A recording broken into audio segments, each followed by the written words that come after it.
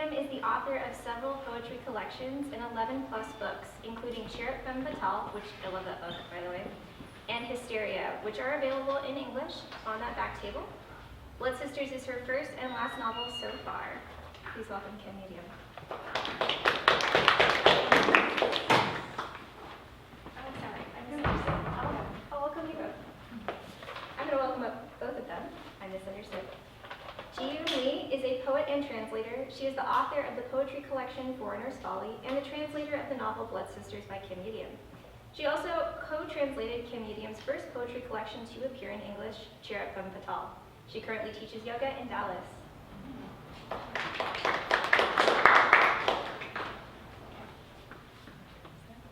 안녕하세요.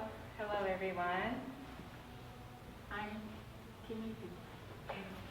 And I'm Jiyoon Lee. Thank you so much for coming tonight.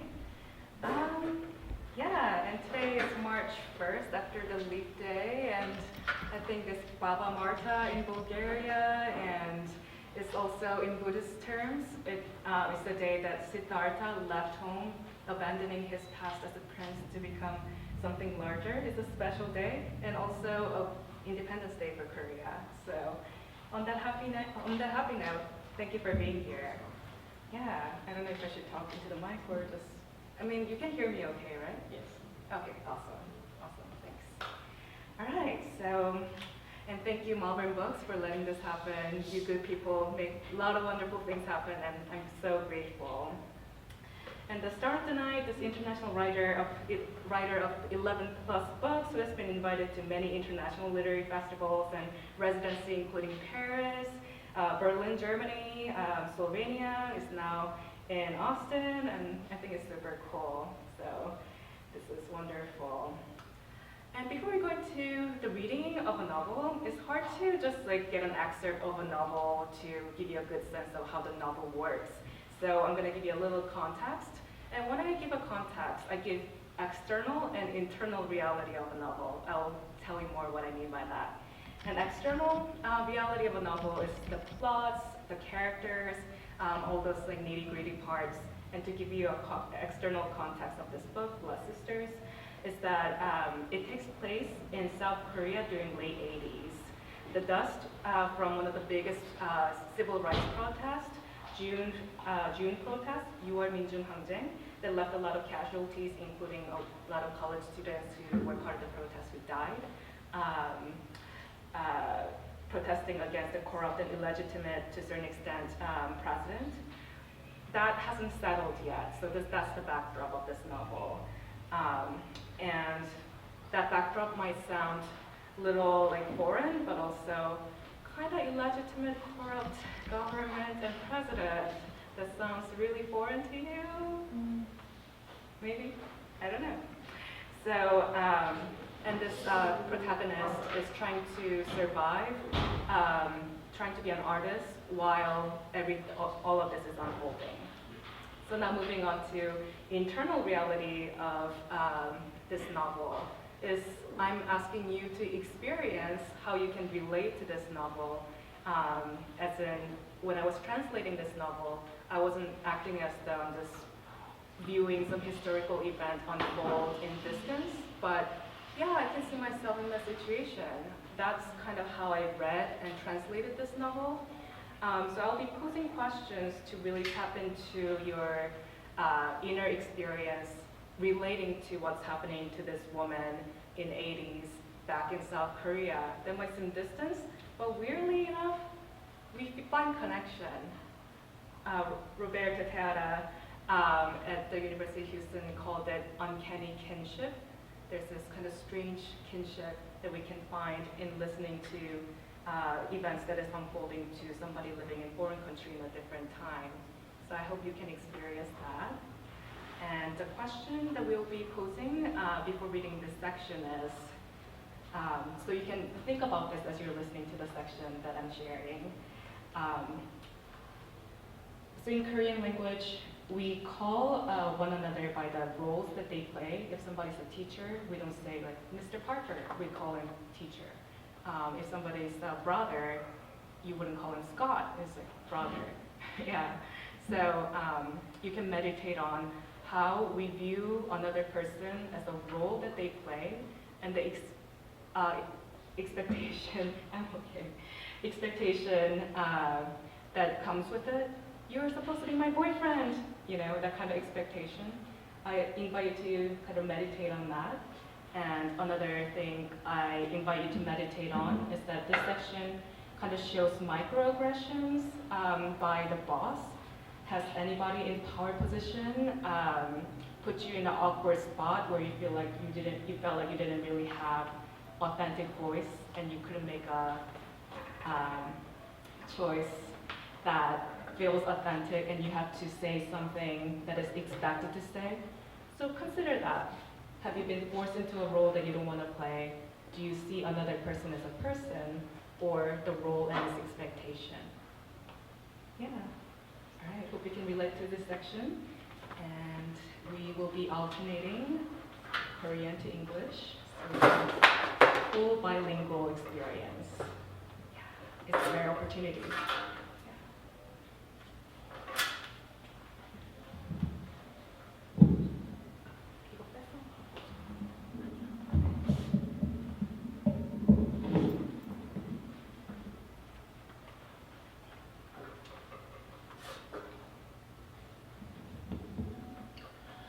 와, 여울아, 너 언제 왔어? 손뼉까지 치며 카페 주인 여자가 반색을 한다. 명절이라 며칠 쉬었지만 오늘부터 카페 문을 여는 것이다. 그래도 이렇게 일찍 웬일이람. 어제 떡국 끓여서 가져갔더니 없더라는 둥. 어디 갔다 왔냐는 둥 물어보고는 듣지도 않은 말을 저렇게 떠벌린다.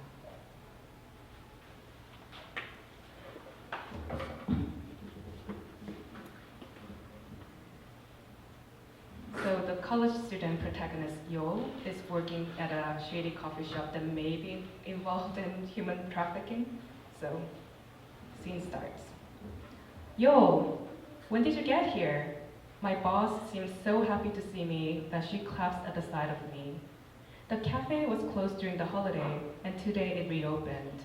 Even so, why is she here so early? She starts chattering, telling me all the things that I didn't ask about.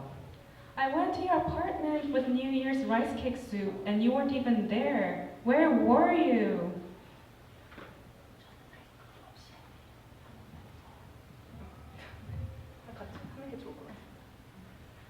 분홍신을 신은 소녀 마냥 라플라플 춤을 춘다. 빙그르르 돈다. 이 옷 어떠니? 프로연 때 입을 건데.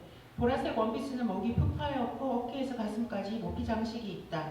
몸에 너무 딱 붙긴 하지만 제가 뭐라 해도 어차피 마음에 들면 입을 거잖아요. 얜 거짓말을 못하는 게 흠이야. 얼마나 비싼 건데 예쁘다고 하면 입이 삐뚤어지니? 그리고 아줌마 그러지 말고 언니라 불러. 언니 얼마나 좋아. 곧 죽어도 언니라고 안 할걸? 저건 맨날 제멋대로 불러. 나한테도 성규씨 하잖아. 아니 호칭을 싹 뭉개거나 오빠라고 하면 얼마나 좋아? 어디서 나타났는지 성균이 말을 거둔다. 뭐야? 윤이 나는 검은색 양복, 화려한 꽃무늬 넥타이와 행거치프까지? 제법 잘 어울린다. 성균이 추리닝이나 티셔츠 차림이 아닌 건 처음 본다. My boss is wearing nice pink shoes and she dances like a girl trying out her favorite pair of shoes. She spins. What do you think? I'm wearing this for the wedding rehearsal. The purple dress she's wearing has this plunging neckline and is trimmed with this sensuous fur that comes from shoulder all the way under her breasts. That's a bit much for my taste, but ajumma, in Korean that means older lady. We address older lady, ajumma, kind of like ma'am of Texas. But ajumma, you're gonna wear whatever you like, whatever what I say, so she replies, it's a fault of yours that you can't lie. This is an expensive dress. Can't you just say it's beautiful? And ajumma? Old lady? Don't call me ajumma. I told you to call me 언니. 언니 means young lady. We address each other, young lady. I told you to call me 언니, okay? Let's try again. Call me 언니. jumping out of nowhere, Sung-gyun, another cafe staff, suddenly chimes in. Nah, you'll see. She'll never call you that. She calls everyone by the terms that she wants to use. She calls me Sung-gyun si. If you know Japanese, that's like son, honorific distant. She calls me Sung-gyun si, like I'm some sort of stranger, or as though we're same age. I'm older. She's so rude. If she doesn't feel like it, she wouldn't even acknowledge me. Huh. Today, Sung-gyun is wearing a shiny black suit, floral tie, even handkerchief. It looks good on him. This is the first time I've seen him in anything other than sweatpants and t-shirt, so I'm feeling some respect for him. 어디서 나타났는지 선균이 말을 거둔다. 뭐야? 윤이라는? 이건네요. 그러니까 여우랑 신청 정리하자. 이제부터 선균이한테는 오빠라고 하고 나한테는 언니라고 불러. 얼마나 듣기 좋냐? 언니, 친근감도 있고 게다가 내일 모레 결혼식장에 와서도 너 나한테 아줌마라 부르면 듣는 사람이 깜짝 놀랄 거 아니냐? 네, 그럼 사장님이라고 할게요. 아무튼 쟤는 융통성이 없어. 마음대로 해라. 네가 아줌마나 사장님이라고 한 번만 더 부르면 가만 안 있을 테니. 그리고 너도 이참에 옷 한 벌 사입자. 쟤도 한 벌 빼입혔더니 저리 말쑥하고 귀공자 같지 않니? My boss chimes in. Okay, so we're gonna establish the terms we address each other here and now. That'll be it. Call Sung-gyun oppa, which means older brother, somebody that's slightly older than you will call that person who feels intimate, oppa. So stop calling Sung-gyun si, call Sung-gyun oppa, and call me 언니, young lady from now on. Now, doesn't that sound already nicer? 언니, oppa, so warm and intimate. People at the wedding, when they see you, will be surprised if they heard you calling me 아줌마, old lady. You would sound so rude and distant. I reply, I could call you 사장님, as in boss, cafe owner. You're so stubborn, whatever. The cafe owner replies, I won't stand for it if you call me 사장님 or 아줌마 ever again. And let's buy you some clothes. Even Sung-gyun looks so handsome now that I dressed him up. He looks like an aristocrat. 카페 주인은 내가 정말 안만한가 보다. 자기 건물에 투숙한 뒤로 나나에게 하듯 나를 다루려 한다. 이거 먹어라, 이거 봐라. 자기가 깨물던 과자를 주기도 하고 가죽 자켓과 속이 비치는 블라우스를 주기도 한다. 품이 맞지 않을 뿐 아니라 찜찜해서 주방 선반에 넣어뒀더니 은영이가 좋다며 입고 다닌다. 그런데 이제 언니라고 부르기를 강요하다니. 난 내 입으로 내 마음대로 부를 권리가 있다고 생각한다. 가령 여자애들이 지민 선배를 언니라고 불렀지만 나는 선배라고 했다. 별 이유는 없다. 그게 편했다.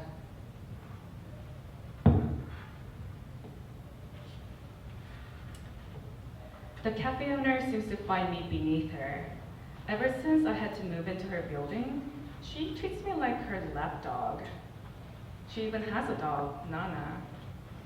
She's like, eat this, wear that. She once offered me a cookie that she had taken a bite out of, and offered her old leather jacket and her see-through blouse. None of them fit me well, and I didn't like how they made me feel. So I kind of hid them in the cafe's kitchen cabinet. And later I saw another staff, Eun-young, wearing them. She seems to enjoy him, so I guess that worked out. Now the cafe owner is trying to force me into calling her 언니, young lady. 새엄마는 나에게 엄마라고 부르면 옷장에 베개를 꺼내주겠다고 했지만 난 내 식으로 부를 권리가 있다고 생각한다. 가령 여자들이 지민 선배를 언니라 불렀지만 나는 선배라고 했다. 별 이유는 없다. 그게 편했다. 새엄마는 나에게 엄마라고 부르면 옷장에 베개를 꺼내주겠다고 했지만 나는 그렇게 부르지 않고 여기요, 저기요, 혹은 있잖아요 라고 불러서 볼따구니를 셀 수 없이 맞았다. 그 베개는 엄마 냄새가 나는 소중한 물건이었고 내가 하도 만지작거려 찢어지고 해져서 먼지도 풀풀 났다. 하지만 난 잠들 때마다 그 베개가 없으면 잠들기 어려웠고 자더라도 자꾸 깼으며 자주 바위 눌렸다. 그래서 큰 집에 제사 지내러 갈 때도 큰 종이 가방에 넣어가곤 했다. 끔찍하고 잔인하게도 계모는 내가 보는 앞에서 그것을 불태웠다. 그렇다고 해서 그녀가 동화에 나오는 계모나 마귀들과 같이 똑같다는 말은 아니다. 세상의 모든 친엄마들이 교과서에서 나오듯 그렇게 쌀밥을 해두고 일편단심 자식을 기다리지는 않듯이 말이다. Well, I speak with my own mouth, so I will address others on my own terms. Other girls called my roommate Jimin Anni, but I called her Sunbae, like senpai, upperclassmen. I didn't have a particular reason for it, I just liked it that way. Well, my stepmother tried to coax me into calling her mom. She said in return, she'd give me back the special pillow that smelled like my biological mother. The ragged but precious pillow, which she kept on top of the cabinet just out of my reach. I didn't want to call her mom, so I addressed her by, or excuse me. Then she would slap me across the face. I can't count how many times that happened. Without the pillow, I had a hard time falling asleep. And even if I fell asleep, I got sleep paralysis. When my family slept over at my old uncle's place for Jesa ritual, I had to bring the pillow with me in a large paper bag. With incredible cruelty, my stepmother made me watch her burn the pillow. She was an awful human being. But I'm not trying to paint her as some sort of fairy tale stepmother witch person here. Not all biological mothers make warm bowls of white rice and wait for their children to come home, like some textbooks will have us believe either.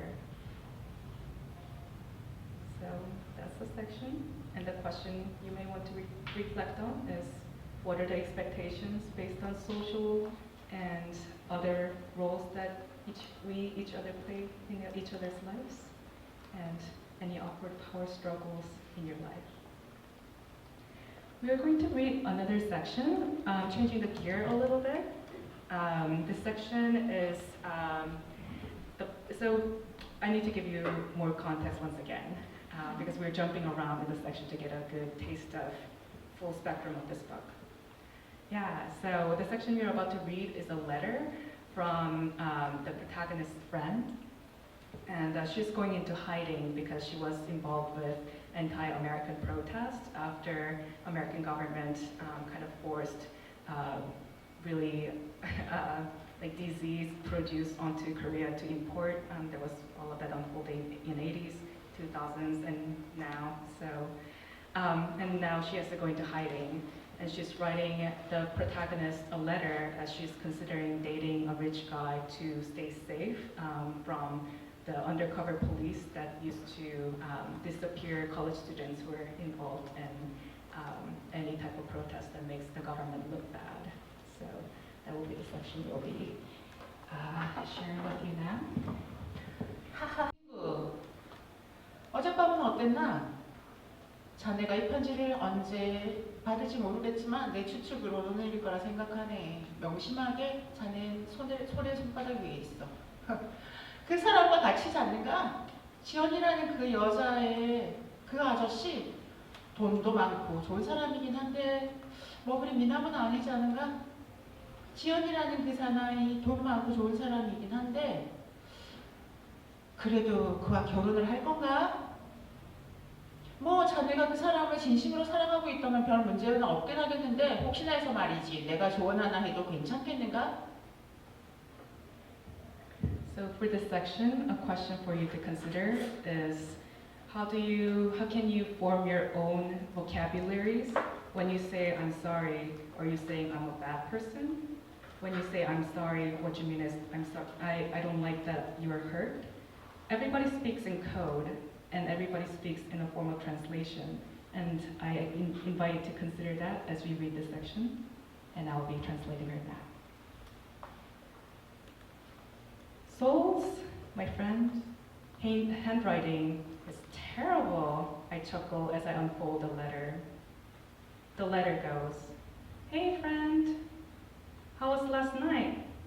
I don't know for certain when you'll receive this letter, but I suspect you received it today. I'm right, aren't I? Remember, I can see everything." Did you sleep with him? Jiyoon, that old man, he seems like a nice guy with lots of money, but he's not really cute, don't you think? Jiyoon, that old man, he seems like a nice guy with lots of money to whom you should feel grateful for, but he's too pale, I think. Are you gonna marry him? If you love him, I guess that shouldn't be a problem. I'm just wondering. 만약 자네가 집에 힘들고 괴로워서 의지할 데가 없어서 도피하고 싶은 심정으로 그 사람과 함께 지낼 생각이라면 다시 한번 생각해 보길 바라네. 우리는 혼란과 궁핍, 절망에 직면해야 하네. 현재를 견뎌야 하네. 후견인에게로 그늘로 피한다고 해서 문제가 해결되지는 않는다는 걸세. 솔직히 나는 질투에 눈멀어 뭔 말을 하고 있는지 모른다네. 자네에게는 안정과 평화가 무엇보다 절실할 걸세. 잘 알면서도 난 자네가 그 사내와 안온한 곳으로 멀리 떠나갈까봐 정말 두렵다네. 자네를 사랑하네. So, can I offer you some advice? And I consider this letter to be like kind of letter to us too, because it will kind of speak to you as we go on. You'll see. You'll see. Can I offer you some advice? I ask you to reconsider your decision to be with him. If you're only with him for his support during these difficult times, I believe we need to directly face the confusion, scarcity, and all the despair surrounding us. We must endure the present. What I'm trying to say is that all these problems surrounding us don't just go away, even if you flee under the wings of a supporter. Well, to be entirely honest, I'm kind of blinded by jealousy too.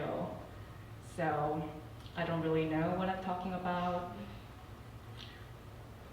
I understand you need security, a sense of peace more than anything, but I'm afraid that you will go away somewhere safe, somewhere far away from me. And I love you. 무엇보다 내가 이런 말을 할 자격이 있을까 싶네. 나 역시 지금 숨으러 가는 길이니까.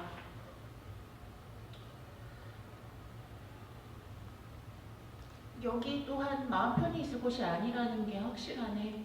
그 불쌍한 적들까지 사랑하려고 하나 적의 얼굴을 알 수 없으나 비밀이지만 내 안에도 적이 있다네.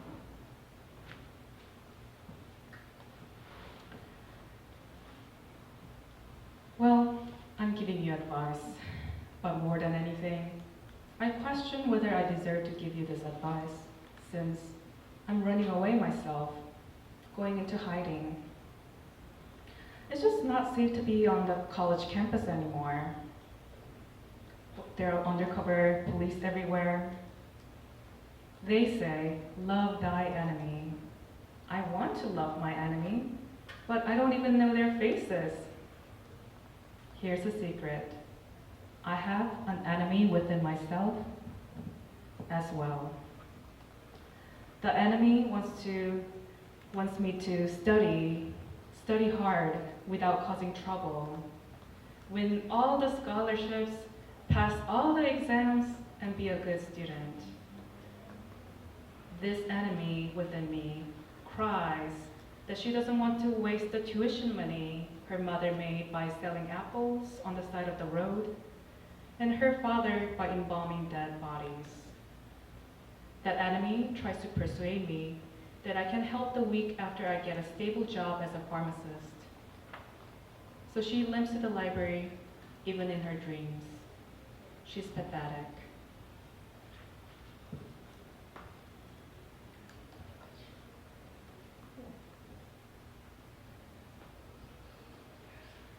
난 한때는 싸웠지만 이제 눈이 좀 멀어서 이렇게 한다고 얘기해 줄래? 네?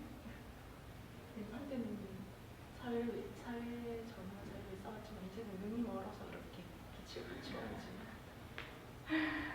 She wanted to say that from all the, this is based on her life, so it's an autobiographical novel. She said, like, I'm too blind now from all the hard civil rights fighting, that's why I'm using the lights. She wanted me to share that, so there you go. Yeah.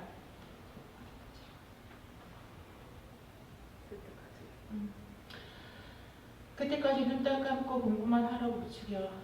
그런데 그 녀석은 꿈속에서도 다리를 절룩거리며 도서관에 간다네. 가련하게도 그 녀석은 민주나 자유, 정의, 민중, 시국 등에 대한 관심이 없을 뿐만 아니라 거창한 일에 개입할 의사가 전혀 없다네. 내 유머가 마음에 드는가? This enemy within me, she's pathetic. She doesn't care about democracy, freedom, or justice. Those are just some big ideas to her.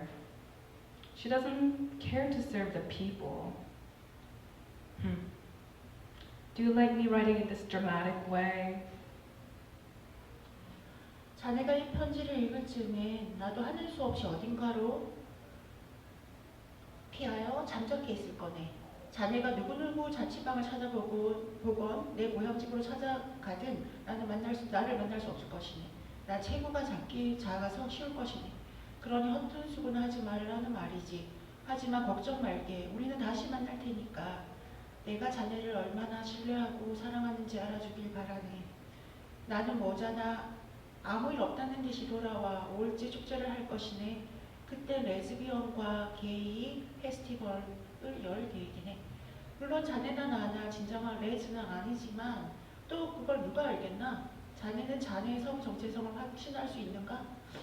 아무튼 나는 성소수자, 장애우, 도시빈 및 나아가 적대부와 매매충 종사자까지 어우르는 멋진 공동체를 꿈꾸고 있다네.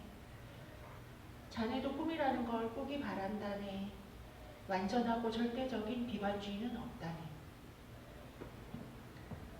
By the time you read this letter, I'll probably in hiding. Don't waste your energy looking for me. You won't find me crashing at a friend's place or my parents' house. I'm short, so it'll be easy for me to hide. But don't worry, we'll meet again. I want you to know how much I trust you and I love you. I'll be back for the May 1st festival like nothing happened. I plan to host a gay and lesbian festival for the first time here. Of course, neither of us is a real lesbian, I don't think. But, well, what do I know? Are you certain about your sexual orientation? Anyway, I dream of this big, beautiful community that embraces all marginalized minorities, people with various sexual orientations, people with disabilities, the impoverished urban populations, sex workers, everyone. And this was in late 80s Korea. I don't know if you expected that. I hope you also have a dream. Remember, there's no such thing as complete despair. 일주일 후 우리 거기서 만나기로 하자. 우리가 함께 갔던 그 강가 말세. 꼭 뼈 있는 이야기를 해야만 안 되는가?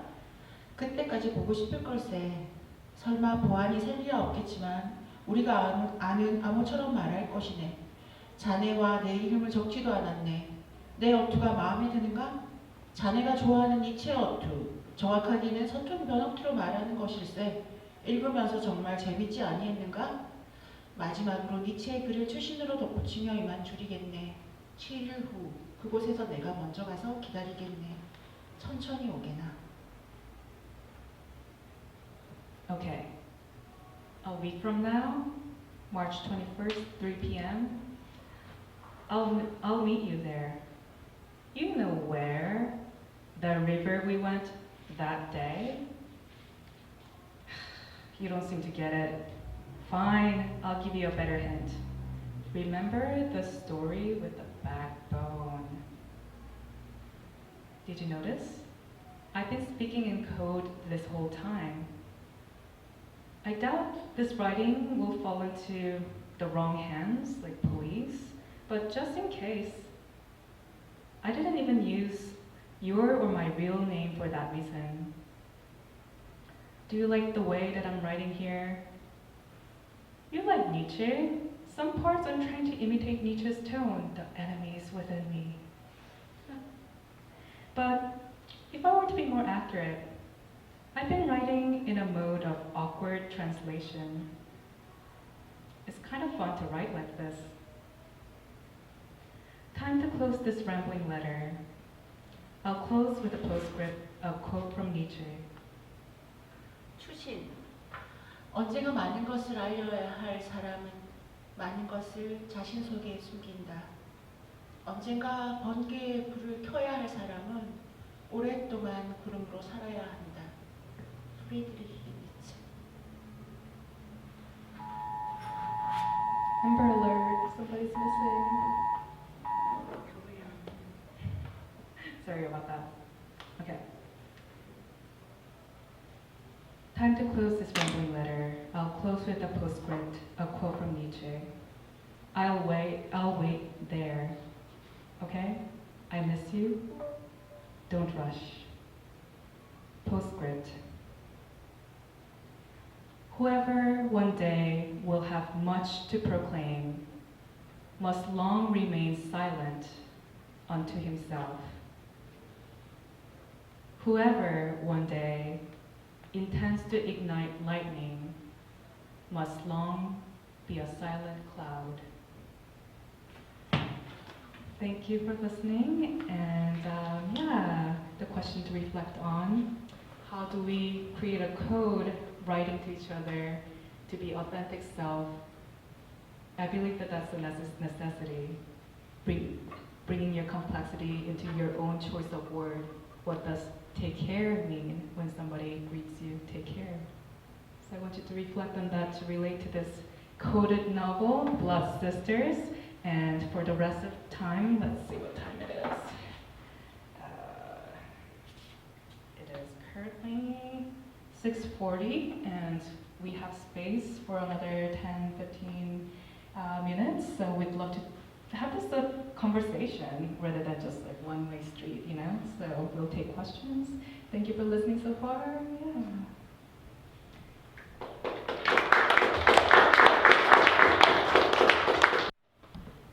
Don't be shy. Questions or comments? Anything they were like, yeah, that section totally reminded me of. Yeah, please. So you translated much of her poetry, but what was it like translating a novel? Thank you for the question. So if you look behind you on the table, you will see multiple books of poetry. One is Cheer Femme Fatale, the other one is Hysteria, all for sales. Cheer Femme Fatale is the one that I translated, and I translated her novel here. With translating poems, I feel like I'm always wrestling with the negative space of what is being unsaid, especially because of the Korean syntax. I use these examples a lot. When you want to say I love you in Korean, it means you say 사랑해, which literally just means verb love. And the reason being is that it's very contextual language. So I'm saying I love you to you, so why do I have to say I or you? Just like love, and you got the message, you know? So because of that, her line breaks often involve this like switching of this like sentence that has a different subject, or sometimes there's even the object of the sentence becomes the subject in the next sentence, but all of that is happening in the negative space. So I was adding a lot of subject object to make that work, but make it seem still fluid, if that makes any sense. So it was more about battle with what's invisible, and am I putting words in her mouth, or am I doing this like authorial intention. That was the struggle. With translating the novel, the struggle was also bringing up what's invisible, but that is more about social convention. Why is this situation silly? Why is this situation awkward? Sometimes it's not obvious because Korean culture is very formal culture. There are multiple layers of hierarchy in the language. If anybody knows Japanese, it's the same way too. There's this kind of a tone that newscasters use, that only they use it, super formal tone, and you talk to this tone to your boss, you talk to your mom's friend on this tone, and then you talk to your friend and you're like, just like she's talking. And there's like so many tones. So some moments are like breaching of that social barrier. Like there's one section we decided to skip that is about like meeting this older man at a coffee shop, and they're deciding to change the tone from like super formal tone to less formal tone. And that moment's happening is kind of awkward because they're kind of drunk. So I need to like bring out why that's awkward as a translator. And there's some moments like, oh, the president blank sucks, and they're using slang. And it's not obvious which president, so I'll have to editorialize it without it seeming too clunky and editorializing. So those are the difference in my experience. Thanks for asking. Does that answer your question? Yeah, thank you.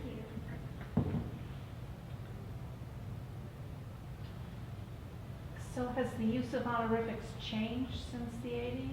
Or was that a turning point? I mean, why was there this clash? Clearly, there was a point in time when that could not have happened, right? Sometime in the past. So there was a change. Was there a change, and has that continued?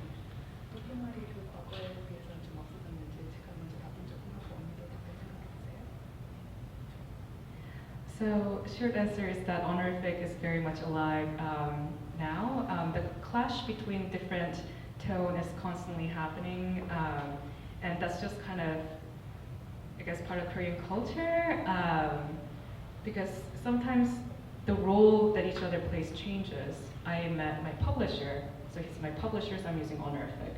But then he is a cool guy, he plays at a band and with a band and stuff, and I start hanging out with him, and then now I don't know which tone to use. So the clash happens because roles are fluid and our relationship is fluid, and so that clash happens because the world changes and the honorific is not as strict as in 80s now because time has changed. So if that answers your question. 예전보다 많이 변했지만 변했고, 예전에는 내가 어릴 때 아버지한테 아버지 밥 먹어 하면 굉장히 혼났지만 이제는 아빠 밥 먹어 이런 거 괜찮았거든요. 그렇지만 아직까지도 사회에서는 학생이 교수님한테 아주 캐주얼하게 얘기하면 안 되는 게 있죠. 그리고 초등학생들 아직까지 시험 쳐요. 높임말, 그러니까 밥의 높임말은 진지, 뭐 아빠 높임말은 아버님, 이런 식으로 높임말 시험도 치고 있기 때문에 완전히 사라지진 않을 것 같아요. She also wanted to share that there's actually formal education that is part of this process. There's even a different word for rice. So you know, if you say like the president is eating rice, you want to be like, oh, like he's eating like better than rice. There's just different words even for certain words, and as Korean children gets tested on that and they're formally educated on that, so the effort to keep this hierarchical language is still ongoing. And she was saying that there was a time that her father would totally slap her if she didn't use the heightened version of the word rice in talking about him eating rice. But now things are getting a little more casual, but because of this like continuous like educational effort, it's not gonna go away anytime soon. Yeah. 항상 그런 게 있고, 그리고 한국 사람들은 말을 중요하게 생각하기 때문에 말을 높임말을 쓰면 자기 마음도 공경심이 생기고 있다고 생각할 때 언어의 힘 그런 거를 많이 생각하는 민족이라고 할 수 있죠. I'm gonna add some editorializing, and then translator. Have you guys seen the movie Arrival? It's a really cool movie with Amy Adams. You should check that out. It's, I think, on Prime. It's Amazon. So the movie explores how language can activate certain mode of thinking, and she's sharing the same. Even though the hierarchical language might seem oppressive, but some Koreans consider that to be a tool to cultivate the sense of honor and honoring others. So it's not all like kowtowing and being oppressed. So she wanted to add that nuance to this discussion. Thank you for your question. Yes, So please. how do you feel about when, in the book and the letter that you were reading, it talks about like the enemy within herself and that wants them to study hard and not waste the tuition money her mom and dad worked hard for? And have you ever felt that way? I know I have. Yeah, can you tell us more about how you felt a certain way? Like, I mean, you know, my parents came over here on a boat from Vietnam. They've worked really hard to get where they are and to give me and my siblings a better life. that's right. And they always talk about it, you know, they're Right, like, right. you gotta study hard, you gotta work hard, you know, you're gonna go to UT, right? Right. And all that kind of thing. Yeah. So that definitely is personal to me. Yeah. So Thank you for sharing. Yeah. I'm going to translate what you said to her a little bit, and then we'll be answering the questions together. 그래서 베트남에서 온 사람인데요. 난민으로 와서 부모님이 오셔서 이렇게 자기를 태어났는데 지금 자기도 소리 얘기하는 것처럼 열심히 공부해가지고 그 학교 잘 가고 그냥 잘 맞춰가고 싶은데 소리 하는 얘기 정말 자기도 공감이 간다 그러면서 그래서 그런 경험을 저도 언니도 스스로 많이 했었느냐 그런 걸 묻네요. So this novel is autobiographical for her, so I think she probably felt that, but let me hear her answer. 나 같은 경우도 대학교 때 막 이렇게 스트라이크를 해야 되는 그런 시절이었거든요. 그래서 단순하게 얘기하실 때 한글이라도 대답하시. 그래서 학교에서 계속 대자보 같은 거 붙이고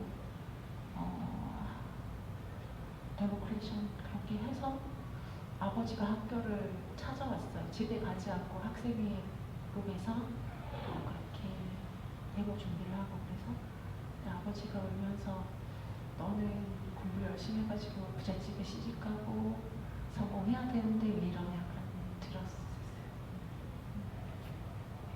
So absolutely, she says, when she was going to college, she was part of a lot of protests for, pro-democracy. And Korean protest is intense. I mean, you're seeing Hong Kong protests too, right? And like, 나는 그때 막 미국 막 안티 I think you heard, she was very anti-America, American government's policy, and like in Korean protests too, like there's like brick breaking and then like throwing at the like armed police, that kind of stuff. So she was saying that she used to like put all this like posters everywhere, like pro-democracy, anti-America, anti-Korean government posters everywhere. And one day her dad, who was not living near her, like came to visit her, and he cried, saying that I want you to be successful in your life, and if possible, get married to a wealthy family, but also find success. And what are you doing? Like, this is gonna ruin that chance. So I think in that story, there's definitely a connection. And to share my bit, like I'm wearing this T-shirt, which seems relevant. I'm a green card holder. I'm not a full citizen, and there was a time that I was involved with protest and also working with a refugee resettlement agency. And I mean, it's not. And also when I got green card interview, I was just kind of. I don't know if this has anything to do with any of that, but pulled aside and was questioned additionally. So there's a sense of insecurity in being an outsider or wanting to pursue your authentic political view if it's not the kind of safe mainstream view or in line with what appears to be the government's policy. Of course, there's a lot more complexity than that. There's no singular policy, but so I think in that, like, I translated this because it resonated with me. She wrote this because that was her experience. So we definitely connect to what you shared. Thank you for sharing. Yeah, thank you. Yeah. Then we might be able to take one more question. Yes. Well, it's kind of two parts. One, do you feel like your parents think that you found success in becoming an author? And two, what was your purpose behind writing this book? Was it to untangle like complicated emotions from the past, or to inform about a turbulent time, or etc.? 글을 쓰신 이유가 뭔지 궁금하신 질문이 두 개예요. 한 개는 이제 부모님이 연기가 성공했다고 생각하시는지, 그리고 다른 질문은 이 글을 쓴 이유가 궁금하다. 괴로운 시간을 보내면서 이렇게 좀 더 강할 수 있으려고 썼는지, 아니면 그거를 회복하면서 썼는지, 이 글이 태어나게 된 계기가 궁금하다라고 해요. 먼저 태어나게 된 계기는 출판사에서 나에게 소설을 써달라고 청탁을 하고 미리 돈을 주면서 써달라고 해가지고 쓰게 됐는데, 그 과정에서 나의 자전적인 이야기, 그리고 대학 시절에 나와 우정과 연대를 나누었던 친구들에게 바치고 싶은 어떤 소설이었고, 계기는 그렇지만 결과적으로는 여성 그리고 친구들과의 우정, 사랑, 공동체, 이런 것들에 대해서 이야기하고 싶었고, 두 번째로 아버지는 성공했다고 생각 안 하고 좀 안정적인 삶을 살면 될 텐데, 막 소설도 막 아름답고 막 부드러운 연애하고 막 이런 드라마틱한 거 안 쓰고 되게 이상한 소설 쓰고, 시도 되게 막 이상하고 좀 징그럽고 막 더럽고 막 그런 거를 왜 쓰냐고, 별이나 꽃을 노래하라고 이야기하면서 계속해서 마음에 안 들어하고. Yeah, so I'll translate her answer. She was first replying to the purpose or motivation behind writing this work. And she's very candid. I hope you guys get to talk to her a little bit after this is over. She was saying that originally I started writing this because there was a publisher, after she published multiple poetry books, offered her commission to write a novel. So she decided to write about her life. And there's a sense of dedication to her friends who fought hard against the really corrupt and horrible regime. And so it started out as a dedication and kind of memorializing her life and her friend's life. And she says, and the result is celebration of female friendship and camaraderie among different class, different people with different backgrounds, sexual orientation.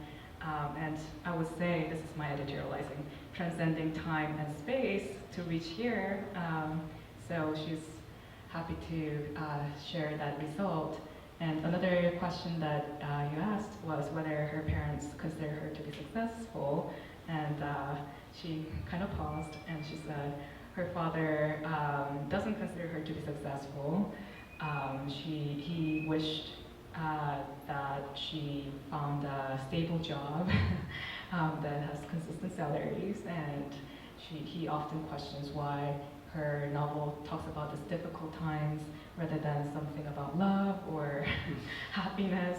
And her poems, like, why are they, this is my translation, talking about such vulgar issues. I mean, her poems are about like bleeding and suffering, and and her father thinks like it would be better if you wrote about stars and flowers. So parents and the expectations that come with it is difficult. I think there's another commonality here, and that's pretty much our time. Thank you so much for coming. It's so I'm really grateful, and take care, all of you. Yeah. I have like a closing question. Yes. Just, if you're going to be at AWP, what panels or readings are you going to be participating in, just in case if anyone here would like to see them? All right. Yeah. So we are going to AWP, San Antonio. Thank you for the question. So we'll be on Thursday. There's Alta. Let me pull up my calendar. 그리고 문학은 그렇게 아버지 부모님들이 바라듯이 이렇게 말랑말랑하고 달콤하고 밝은 것을 얘기하는 게 아니라 좀 어둡고 좀 가려진 것을 이야기하는 것이고, 근데 그렇게 해왔더니 이제는 부모님 만족할 만하게 교수가 되었다. Okay. 네. 그럼 한영을 해도 잘 성공할 수 있다. 그런 얘기를 해주고 싶어요. 네네. 좀 늦겠지만. 네네. 네. 학생들이 있으니까. 네. Before we answer to that, she wanted to add a little more because she wants to add this in a happier note than. So she shares that, I mean, parents may want something brighter, cheerful, because it's hard to see their children writing about difficult subject. But she believes that by gazing into the shadow, gazing into darkness of the society, there comes work that is productive to the conversation in the world. And she's not a professor now in Korea, so she wanted to add that to answer to your question. So. And to answer your AWP question, I don't need to cut the clapping short, but I'm trying to be conscious. Like Malvern Book is staying open later than usual for us, so I wanted to be super conscious about time. So on Thursday, I don't know if any of you is translator or aspiring translator or just want to hang out with translators from 5 to 6 Guadalajara Grill. There's a translator gathering and meet up and just hang out. After that, there's a reading called Shitholes of the World Unite. And there's a translator, so there's multiple translators reading works from different parts of the world to speak back, talk back to the power. And on 6th, which is Friday, I'm part of a panel about translation at 9 a.m. So if you feel like waking up early and with a coffee, run over. If you look for the name Maho, M-A-H-O, she was the organizer and she'll be listed for the panel. My name won't be listed because I was recruited last minute. So look for Maho, M-A-H-O. And there's, and I think there might be another impromptu reading, but that hasn't been settled. So those are what we're sharing. And I think she has one more thing to share. 텍사스에서 지금 몇 군데 특방을 가봤는데 사실 여기가 우리가 낭독을 해주고 사람을 제일 적게 봤지만 이 서점이 제일 넓은 결실을 여러분들 잊지 않겠다. She wanted to share that, so she flew all the way from South Korea. Again, she's been here for a while, and I've been doing a Texas book tour, as in like we started from Dallas, going to Austin, and San Antonio, Houston, and back to Dallas. And we've read already like 3 times, and she's saying that this is her favorite bookstore. She loves the vibe here, and people here were so like kind and like she could feel the attention. So she really appreciates you sharing your precious time coming here, and she's very grateful. And on that note, sending love. Thank you, thank you, thank you.